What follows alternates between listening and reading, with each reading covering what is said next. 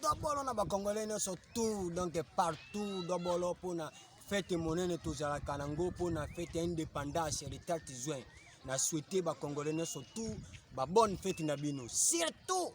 na bino bato bosa kotala ngana ngonga una bosala ta moto moko te ba dobolo na bino. Kashiro ko moko po na fête na ko yikolo banini kaka moke.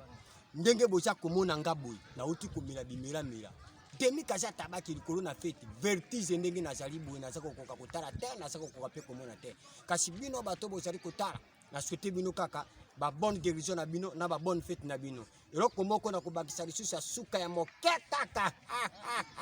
ndenge nazali boye mwasi na ngai natindaki na matanga ya bandeko na ngai akomi kuna boye bandeko na ngai pe bakepe kuna tala bandeko ya musika bakoma kuna boye koko lokola kufaki bake bakundi koko tango bazongi boye balobi te ava bato bapanzana il faut basala cérémonie batala nana kokufa lisusu basali cérémonie mbala moko malobe bimi moto akobima liboso kaka na sali ye moto akokufa moto liboso ndenge na sala batirelo mwasa tikala kuna yango na sako tambola na bajakete akobima ndenge nini moto akobima kaka moto liboso ta ye moto akoleka njia na suki na ngawana